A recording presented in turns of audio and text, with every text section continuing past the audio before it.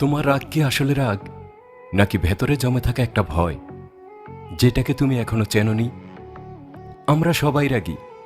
কেউ জোরে চিৎকার করে, কেউ চুপ হয়ে যায়, কেউ দরজা বন্ধ করে একা বসে থাকে। কিন্তু আমরা কেউই একবার থেমে ভাবি না, এই রাগটা আসছে কোথা থেকে? কেন হঠাৎ এত রাগ লাগছে?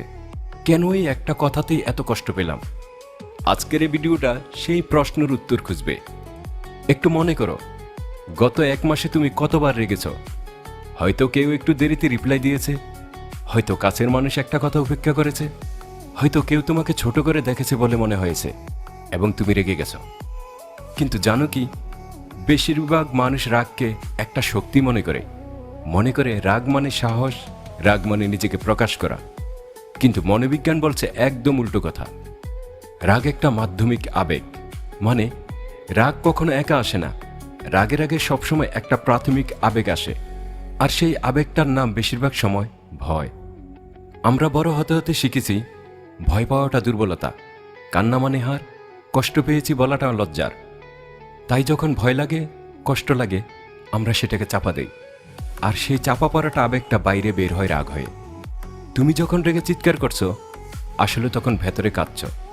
এটা দুর্বলতা না, এটা মানুষের সবচেয়ে স্বাভাবিক প্রতিক্রিয়া।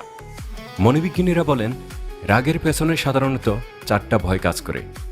নাম্বার 1, পরিত্যক্ত হওয়ার ভয়।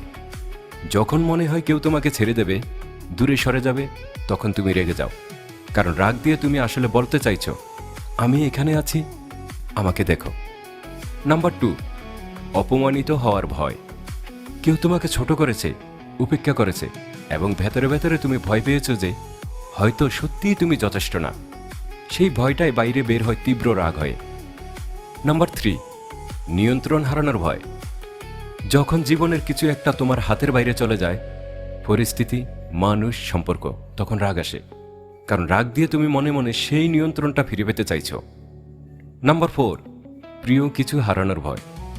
যাকে ভালোবাসো, যেটাকে আঁকড়ে ধরে আছো, সেটা হারিয়ে যাবে, এই ভয়ে রাগ আসে। ভালোবাসার মানুষের উপর রাগ, আসলে সেটা ভালোবাসার আরেক রূপ, আর হারানোর ভয়। রাহেলার কথা বলি, বয়স 25। বাড়িতে বাবার সাথে ভয়াবহ ঝগড়া হয়, ছোট ছোট কারণে, খাবার নিয়ে, বাইরে যাওয়া নিয়ে, ফোন ধরা নিয়ে। রাহেলা ভাবত সে স্বাধীনতার জন্য লড়ছে। কিন্তু একদিন একজন থেরাপিস্ট তাকে জিজ্ঞেস করলেন, বাবার সাথে ঝগড়ার পর কেমন লাগে? রাহেলা চুপ করে গেল, তারপর চোখ ভরে জল এলো। সে বলল, মনে হয় বাবা আমাকে বোঝে না, মনে হয় আমি যাই করি তার চোখে আমি যথেষ্ট না। থেরাপিস্ট বললেন, এটাই তোমার ভয়। তুমি রাখছো না, তুমি ভয় পাচ্ছ যে বাবার কাছে তুমি গুরুত্বপূর্ণ না।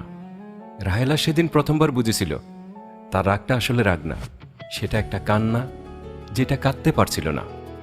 এখানে একটু থামো।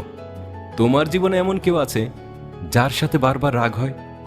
একবার ভাবো, সেই রাগের পেছনে কোন ভয়টা আছে? সে কি তোমাকে ছেড়ে যাবে এই ভয়, নাকি সে তোমাকে যথেষ্ট মনে করে না এই ভয়? উত্তরটা যদি পাও, তাহলে পরের অংশটা তোমার জন্যই। রাগ আসলে শত্রু না, রাগ একটা সংকেত। সে তোমাকে বলছে ভেতরে কিছু একটা আহত হয়েছে, একটু দেখো। তাহলে কি করবে যখন রাগ আসবে?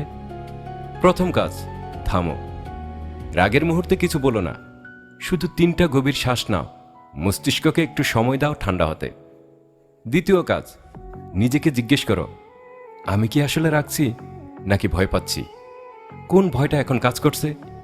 এই একটা প্রশ্ন তোমার পুরো দৃষ্টিভঙ্গি বদলে দিতে পারে। তৃতীয় কাজ, ভয়টাকে নাম দাও। মনে মনে বলো, আমি পরিত্যক্ত হওয়ার ভয় পাচ্ছি, বা আমি অপমানিত হওয়ার ভয় পাচ্ছি। গবেষণা বলছে আবেগকে নাম দিলে তার তীব্রতা অনেকটা কমে যায়। চতুর্থ কাজ, সৎ হও। যদি পারো, কাছের মানুষটাকে বলো, আমি রাগছি না, আসলে আমি ভয় পাচ্ছি। এই একটা বাক্য অনেক সম্পর্ক বাঁচিয়ে দিতে পারে। রাগকে দমন করতে হবে না, রাগকে বুঝতে হবে। কারণ যে নিজের ভয়কে চেনে, সে নিজেকে চেনে, আর যে নিজেকে চেনে সে অনেক হালকা থাকে। কিন্তু শুধু ভয় চিনলেই কি শেষ? পরের ভিডিওতে আমরা কথা বলবো কেন কিছু মানুষ রাগ পুষে রাখে বছরের পর বছর, সেই জমানো রাগ কিভাবে ধীরে ধীরে তাদের ভেতর থেকে ভেঙে দেয়। অন্তঃশক্তি চ্যানেলটি সাবস্ক্রাইব করো, নোটিফিকেশন অন রেখো, সেই ভিডিওটা তোমার দরকার হতে পারে।